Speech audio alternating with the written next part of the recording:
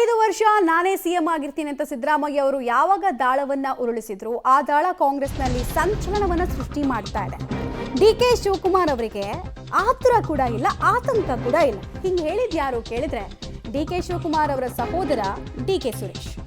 ಸದ್ಯಕ್ಕೆ ಮುಖ್ಯಮಂತ್ರಿ ಹುದ್ದೆ ಖಾಲಿ ಇಲ್ಲ, ಏನ್ ಎಮರ್ಜೆನ್ಸಿ ಏನಿಲ್ಲ, ಅರ್ಜೆಂಟ್ ಏನಿಲ್ಲ ಬಿಡಿ ಅನ್ನೋ ದಾಟಿಯಲ್ಲಿ ಹೇಳಿದ್ದಾರೆ.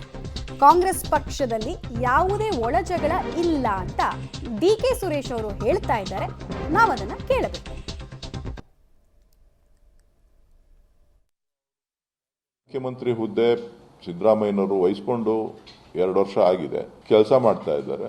ಸೊ ಅವರು ಮುಂದುವರಿತಾ ಇರುವಂತ ಸಂದರ್ಭದಲ್ಲಿ ಇದು ಯಾಕೆ ಚರ್ಚೆ ಮಾಡ್ತಾ ಇದ್ದಾರೆ, ಯಾಕೆ ಈ ವಿಚಾರಗಳು ಚರ್ಚೆಗೆ ಬರ್ತಾ ಇದೆ ಅನ್ನೋದು ನಮಗ್ ಗೊತ್ತಿಲ್ಲ.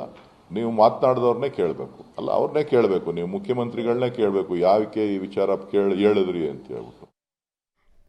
ನಮ್ಮ ಕಡೆಲ್ಲ ಒಂದು ಮಾತಿದೆ, ಕೈಗೆ ಸಿಗದ ದ್ರಾಕ್ಷಿ ಹುಳಿ ಅಂತಾರೆ ಅಂತ. ಸೊ ಸೀಟ್ ಸಿಗಲ್ಲ ಅನ್ನೋದು ಕನ್ಫರ್ಮ್ ಆಗ್ತಿದ್ದಂಗೆ ವರಸೆಯನ್ನು ಬದಲಾಯಿಸೋದಕ್ಕೆ ನಿಧಾನಕ್ಕೆ ಎಲ್ಲರೂ ಶುರು ಮಾಡಿದ್ರ ಅನ್ನೋದು ಒಂದು ಪ್ರಶ್ನೆ.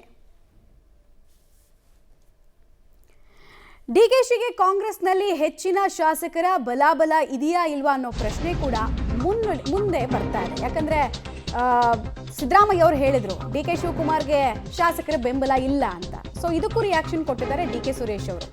ಡಿಕೆ ಶಿವಕುಮಾರ್ಗೆ ಬಲಾಬಲ ಪ್ರದರ್ಶಿಸುವ ಅಗತ್ಯ ಇಲ್ಲ, ಇದು ಬೆಂಗಳೂರಿನಲ್ಲಿ ಮಾಜಿ ಸಂಸದ ಡಿಕೆ ಸುರೇಶ್ ಅವರ ಸ್ಟೇಟ್ಮೆಂಟ್. ಯಾವುದೇ ಶಾಸಕರ ಬೆಂಬಲ ಕೇಳುವಂತಹ ಸಮಯ ಇದಲ್ಲ.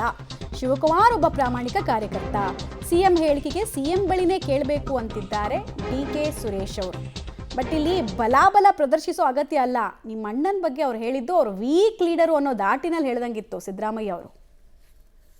ಇಲ್ಲಿ ಬಲಾಬಲ ಪ್ರದರ್ಶನ ಮಾಡುವಂತ ವ್ಯಕ್ತಿತ್ವ ಶಿವಕುಮಾರ್ದಿಲ್ಲ. ಶಿವಕುಮಾರು ಕಾಂಗ್ರೆಸ್ ಪಕ್ಷದ ಒಬ್ಬ ಪ್ರಾಮಾಣಿಕ ಕಾರ್ಯಕರ್ತರು, ಪಕ್ಷದ ವರಿಷ್ಠರ ನಾಯಕತ್ವದಕ್ಕೆ ಗೌರವ ಕೊಡ್ತಕ್ಕಂಥ ಒಂದು ವ್ಯಕ್ತಿತ್ವವನ್ನ ಇಟ್ಕೊಂಡಿರ್ತಕ್ಕಂಥವ್ರು, ಪಕ್ಷದ ಕೆಳಗಡೆ ಕೆಲಸ ಮಾಡ್ತಾ ಇರ್ತಕ್ಕಂಥವ್ರು, ಅವರು ಬೇರೆಯವರಿಗೆ ಮಾರ್ಗದರ್ಶಕರಾಗಿ ಕೆಲಸ ಮಾಡಬೇಕಾದಂಥವ್ರು. ಆ ನಿಟ್ಟಿನಲ್ಲಿ ಅವರು ಕೆಲಸ ಮಾಡ್ತಾ ಇದ್ದಾರೆ.